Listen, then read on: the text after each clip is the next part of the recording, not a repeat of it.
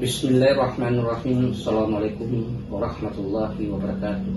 Kita bersua di channel Menuntut Ilmu Mengejar Hikmah. Kali ini kita berada di konten kajian Al-Quran secara langsung. Dan ini adalah merupakan pertemuan yang ke-16. Topik yang dibahas adalah perjalanan kisah Nabi Yusuf.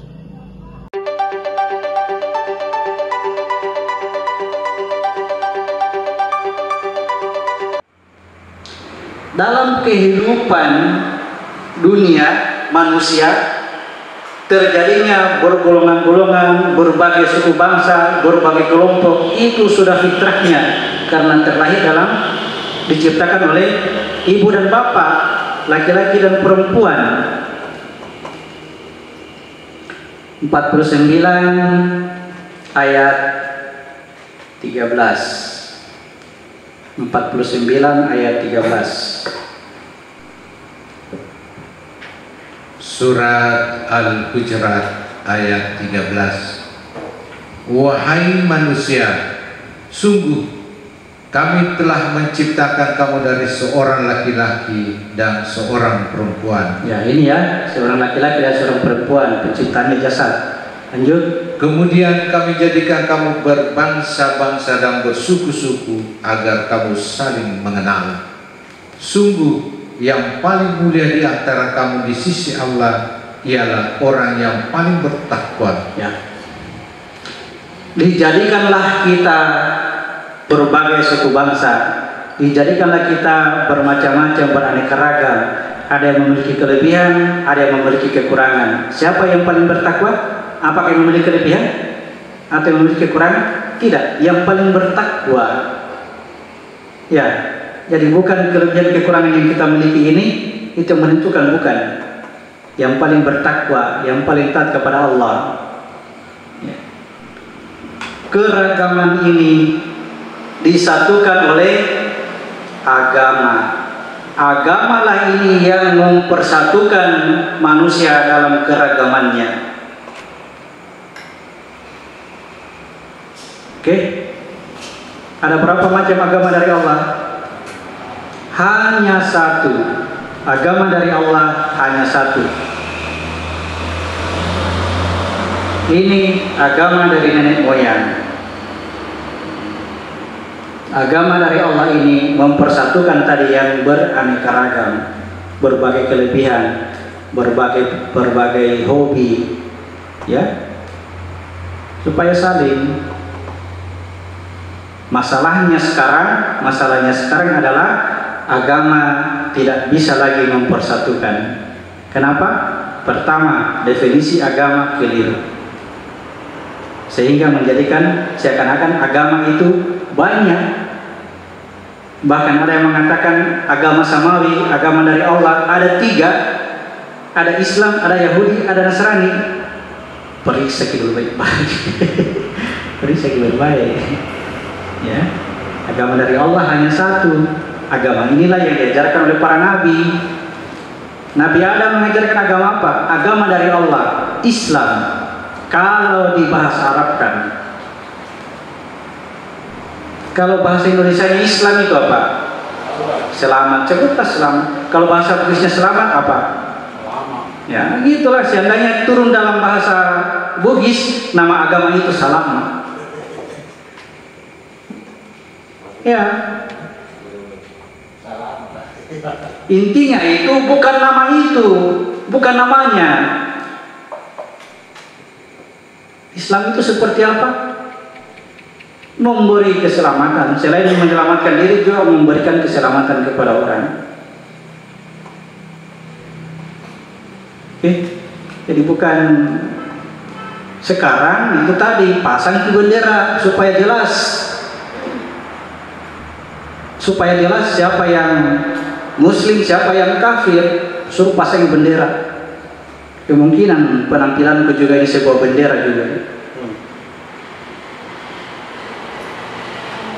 Ya, bendera ya bendera. Tapi karena perkataanku seperti ini, perkataan sudah lama saya berbicara seperti ini, ya. Masuklah saya ke dalam sebuah golongan namanya Islam liberal. Siapa lagi semua dari situ? Di mana itu ketuanya, di mana pimpinannya Islam liberal? Apa itu Islam liberal? Islam yang menghargai, yang mentoleransi adanya agama-agama yang lain. Dan seperti itu. Selalu ini hawa nafsu pada jasad kita ini selalu menjadikan kita bergolongan-golongan, ya. Kita sudah berada dalam satu negara, dibagilah menjadi beberapa provinsi. Sudah berada dalam satu provinsi, dibagilah menjadi beberapa kabupaten, dibagilah menjadi beberapa kecamatan, dibagi menjadi beberapa kelurahan, kampung. Karena hawa nafsu, semua pro kampung, istilahnya itu rasis. Ya, saya orang Raha, Pandi Arman ini orang Bugis. Ini Pandi Arman ini berutang sama saya.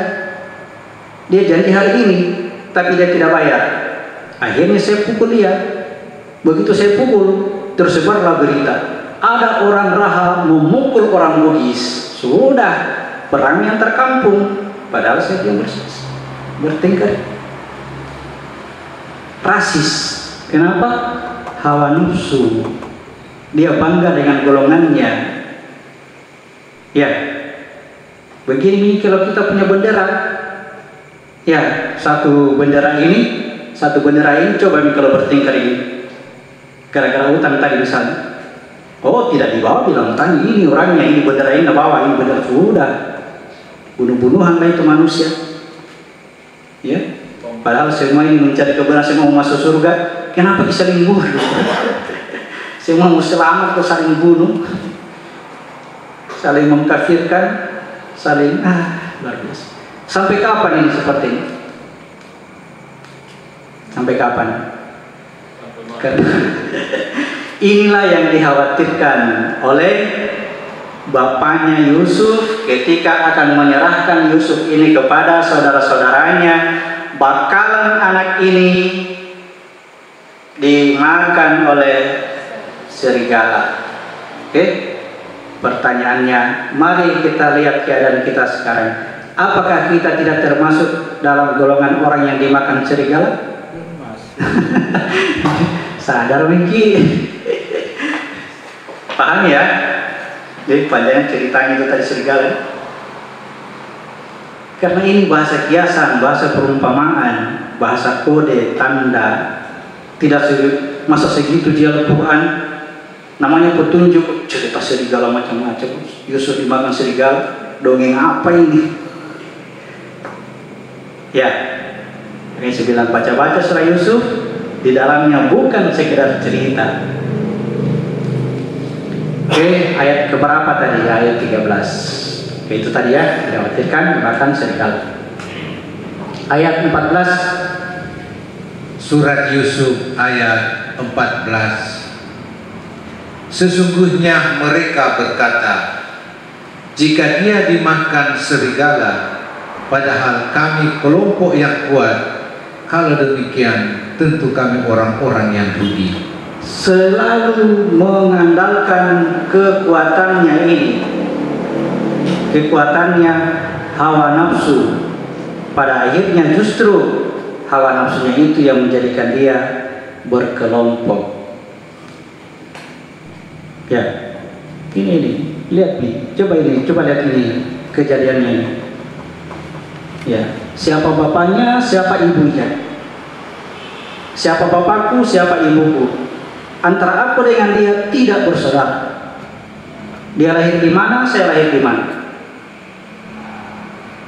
Saya lahir di Arab, dipastikan di Muslim. Lahir di Israel, dipastikan di Yahudi. Gara-gara ini. Nah, seandainya kita juga terlahir di Arab semua, dikasih kali dengan Ka'bah. Kalau salat di Ka'bah itu 100.000 kali salat di tempat lain. Enaknya itu kalau tinggal di sana.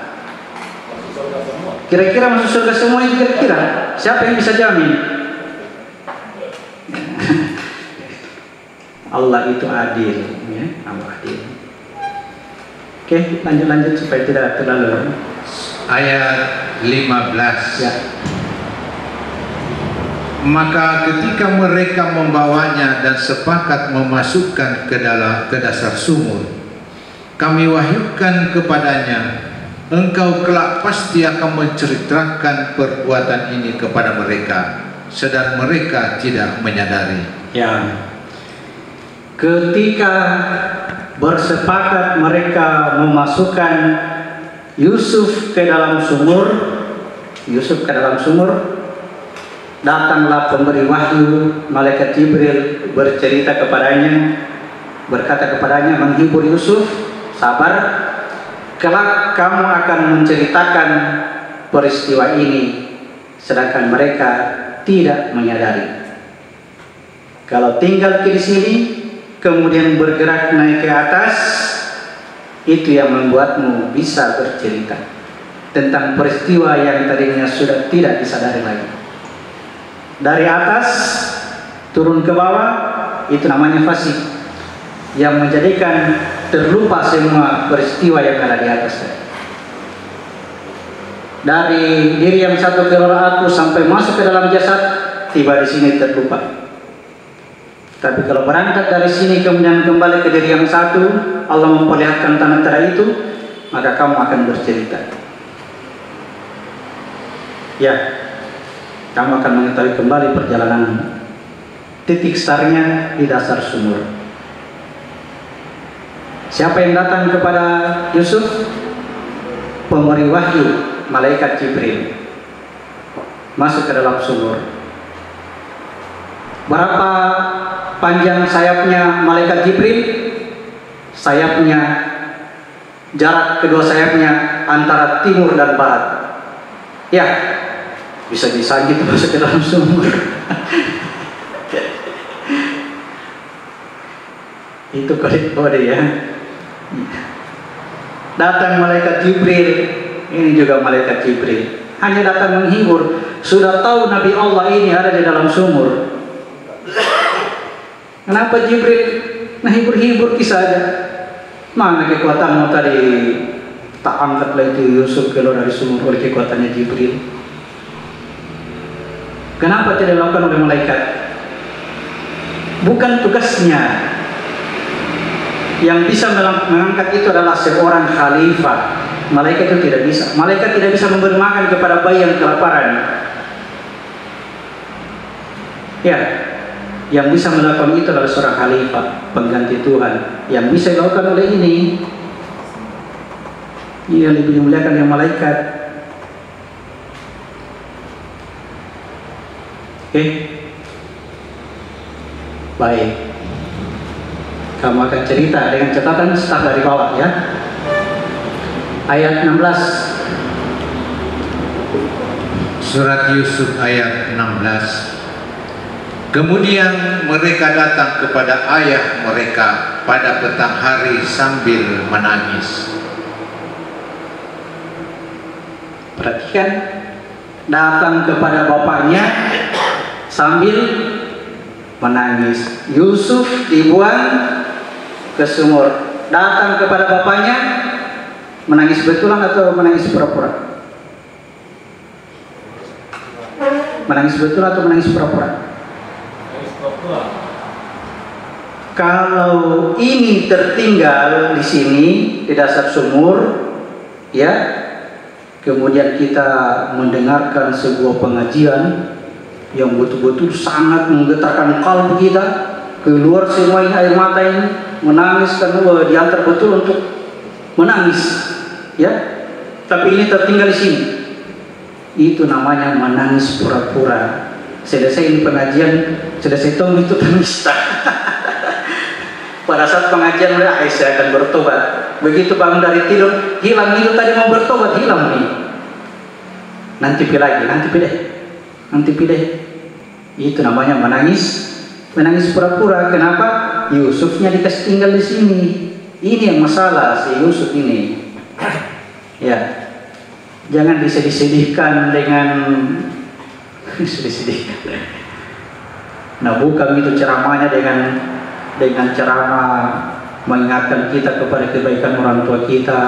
Betul-betul tering betul, ya, sampai-sampai saya harus berbuat baik, saya harus bertobat. Ya, mungkin 1 minggu masih kuat, 1 bulan sudah mulai apa ini mulai tinggalkan tobatnya. Itu namanya pura-pura menangis. Karena Yusufnya kasih tinggal di sini. Paham? Ini masalah kita ya. Persoalan kita adalah titik ini. Makanya saya bilang tadi dari awal dikatakan dari 12 ayat 1 dibaca dulu itu kitab, baca dulu itu, lihat dulu. Kalau kita mau jujur kepada diri kita sendiri, ya ini akan diajarkan tekniknya. Tapi kalau kita merasa tidak seperti itu, ya tidak ada masalah. Karena ini pengetahuan hanya untuk orang-orang yang bertanya, kenapa saya begini? Kalau tidak begitu, kalau merasa beriman, tidak apa-apa ji. Beriman makin. Asal jangan bohong-bohongi diri kita, penyakit hati itu. Kau sendiri yang tahu. Jangan mengukur orang ya, jangan mengukur orang lain. Selalu lihat dalam diri kita.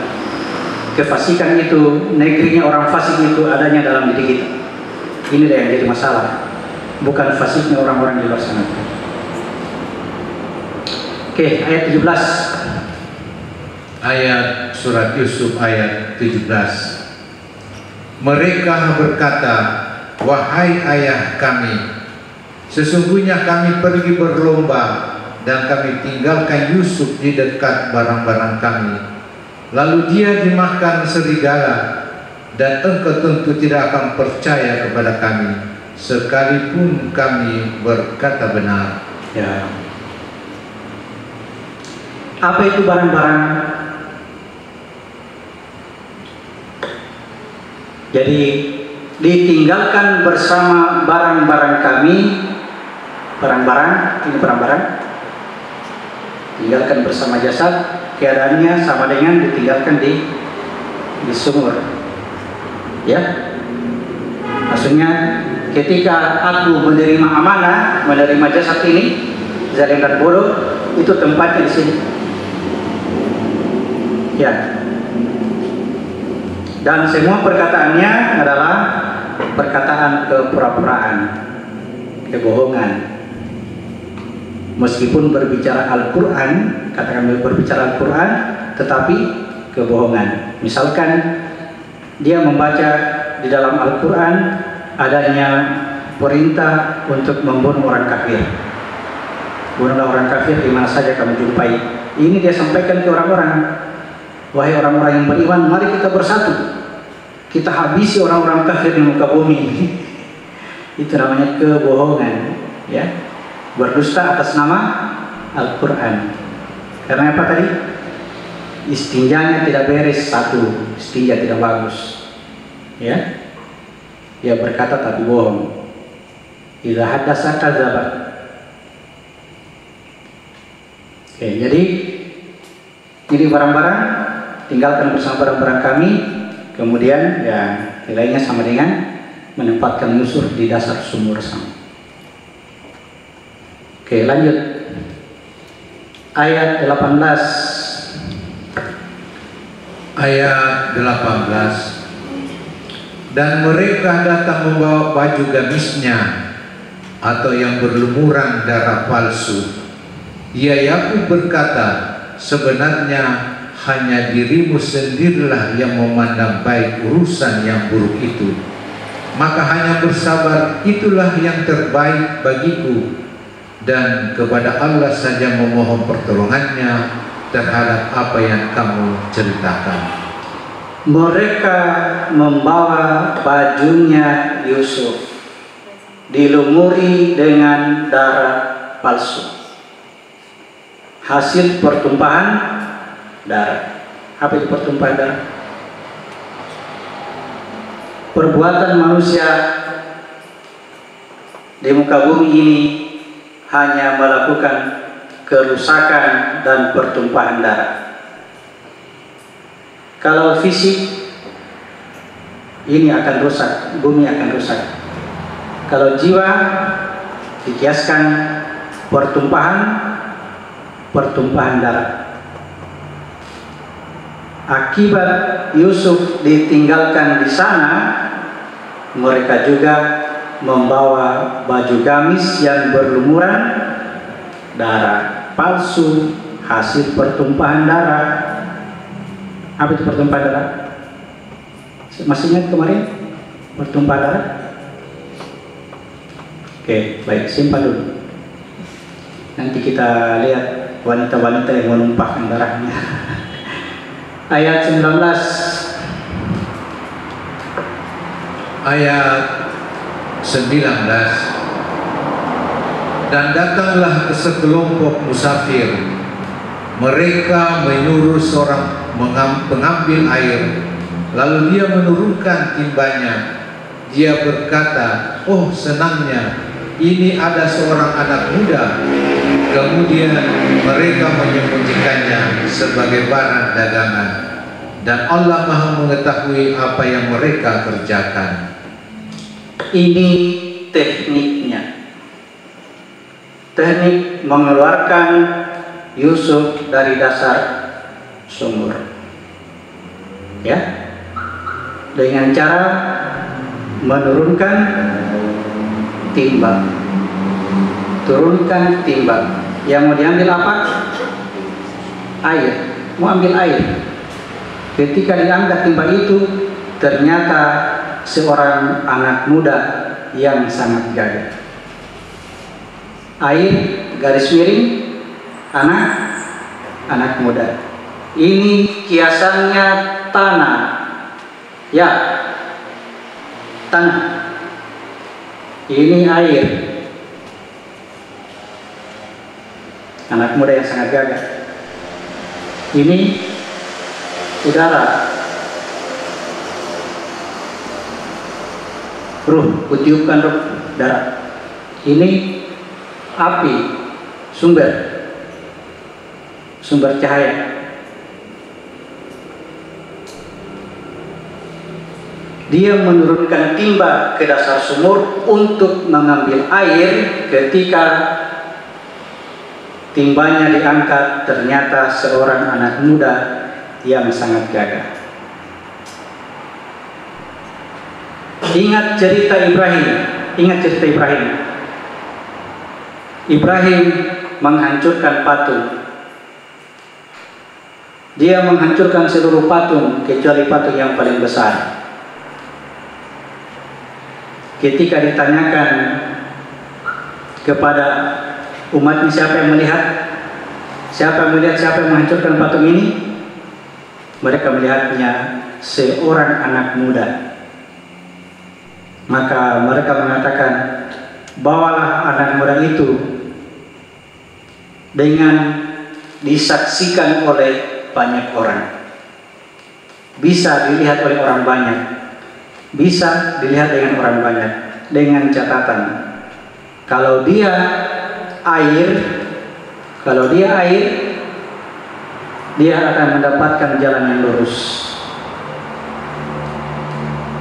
Tapi kalau dia bermakna api dari golongan jin, api itu akan membawanya ke jalur kiri. Bawalah anak muda itu ke api, kata hawa nafsu. Lalu Allah menjadikan api itu dingin, ada air. Kalau ada air, maka perjalanan anak muda ini akan mulus sampai ke atas. Tapi kalau api, dia akan lewat jalur ini dan menjadi kesombongan. Itulah yang dibawa oleh saudara-saudara Yusuf kepada bapaknya dengan simbol baju gamis yang berlumuran darah palsu. Baju gamisnya yang dibawa di situ. Tetapi ini sama dengan menemukan anak muda ini lalu dibawa kepada api.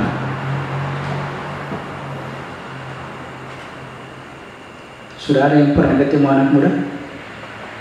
Biasanya, karena ini bisa dilihat oleh banyak orang, ya. Dengan tidak melakukan praktik seperti ini dia bisa lihat. Dengan tidak melakukan praktik sholat bisa lihat. Rata-rata kalau tidak menggunakan praktik Al-Quran, petunjuk Al-Quran, rata-rata anak muda ini dibawa kepada api. Ini luar biasa kemampuannya, hebat. Di luar perbuatan yang dilakukan oleh manusia biasa. Dia bisa berjalan di atas air. Dia bisa tidak mempan peluru, kebal senjata. Dia bisa menyingkirkan hujan dengan kemampuannya. Itulah anak muda yang dibawa ke jalur kiri. Hati-hati ya. Ini kalau ini jalur air, ini biasa-biasa saja. Tidak hebat-hebat. Ya. Kalau ada kelebihannya, itu disebut dengan mukjizat. Kalau zamannya Nabi, karomah. Kalau manusia biasa, karomah. Orang sebutnya para wali. Tidak, dia bukan wali, dia manusia biasa. Karomah. Karomah itu bedanya antara mukjizat dengan kesaktian. Jadi kalau ke sebelah ini, jalur kiri namanya kesaktian. Ya, kalau jalur air namanya mukjizat atau karomah. Kalau mukjizat, karomah ini, kita tidak mempunyai pengetahuan bahwa saya memiliki. Saya tidak tahu bahwa saya punya. Ya, tidak tahu. Tapi tiba-tiba ada orang datang kepada saya minta tolong. Tolong dulu saya. Anakku ini bermasalah begini. Ya, sudah dibawa ke rumah sakit tapi tidak bisa. Kata dokter ini penyakit aneh-aneh. Pertanyaan saya, kok kenapa orang ini datang ke saya? Ini berarti sudah ada izin dari Tuhan. Ya, sudah ada izin dari Tuhan untuk menjadi penolong bagi dia. Kan biar dibacakan Fatihah jadi, dibacakan basmalah jadi. Kenapa bisa jadi? Keyakinannya ada pada kita. Kalau kesaktian beda, dia akan cari siapa lagi yang sakit pada hari ini, siapa lagi yang kesurupan hari ini. Dia cari di mana-mana. Kenapa? Dia melihat dirinya mampu mengobati itu. Itu bedanya antara anak muda yang dibawa ke air atau anak muda yang dibawa ke api. Kekuatan ini yang dia pakai, ya, bukan lagi fisik. Kalau fisiknya itu tugas dokter, dia. Kalau ini, ya, tiup-tiup. Tugas manusia khalifah adalah ini, ya, bukan menjadi apa bahasanya? Kalau bahasa Makassarnya sandro. Kalau Bugis sama, sandro. Ingat dari mana itu tadi diperoleh? Bisa diperoleh oleh banyak orang, dilihat oleh banyak orang, tetapi yang diajarkan dalam Al-Quran supaya tetap berjalan lurus, ya, ikuti agamanya Ibrahim, bertauhid dulu. Dengan tauhidmu menjadikan api itu dingin. Dengan tauhid la ilaha illallah menjadikan api itu dingin. Rupanya dipraktikkan salah. Praktiknya salah. Dengan keyakinannya la ilaha illallah, dia bakar tangannya tidak apa-apa. Dia bilang ilmunya Ibrahim. Salah, itu lagi lari ke kiri lagi. Maksudnya itu dengan tauhidnya Ibrahim api menjadi dingin. Tidak akan terjadi pertengkaran di sini kalau semua bertauhid. Ya. Tetapi kalau tidak bertauhid, jangankan api, percikan api saja menjadi terbakar. Ya, gara-gara percikan api sedikit. Kenapa bisa terbakar? Karena masing-masing bangga dengan golongannya, karena fanatisme, karena rasis. Persoalan kecil saja sebesar zarah, keluar apinya, begini terus tangan.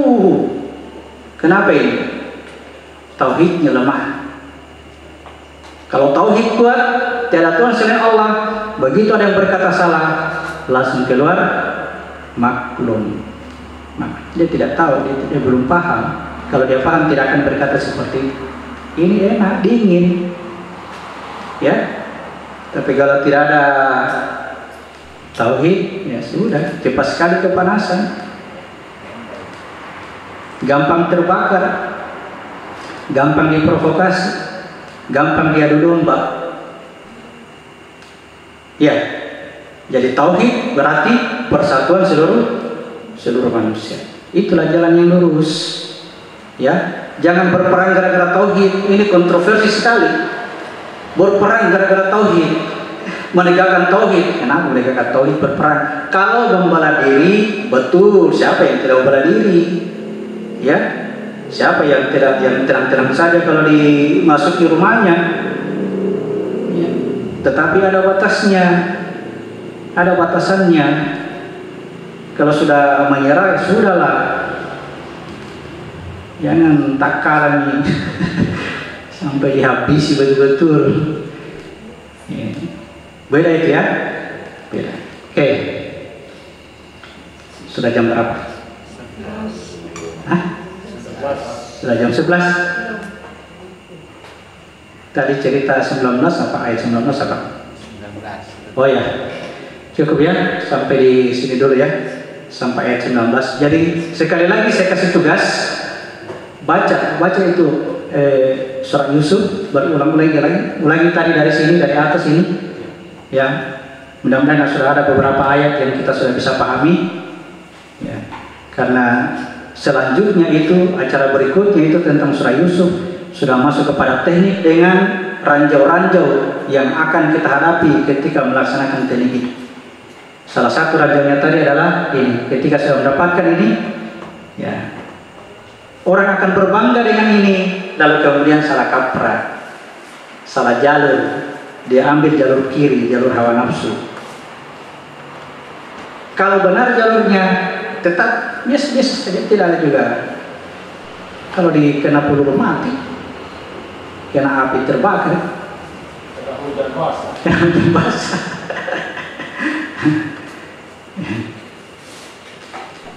Oke. Sampai di sini ada yang ditanyakan? Ya, baik. Jadi lanjutkan dulu baca surah Yusuf. Insya Allah kedepannya mungkin kita bisa selesaikan. Ya. Jangan lupa praktek sholatnya dikerjain terus. Baik, saya akhiri. Wabillahi taufiq wal hidayah. Assalamualaikum warahmatullahi wabarakatuh. Alhamdulillahirrahmanirrahim. Itulah saja kami untuk edisi kali ini. Kami ucapkan terima kasih atas perhatiannya. Mohon maaf jika ada kekurangan. Assalamualaikum warahmatullahi wabarakatuh.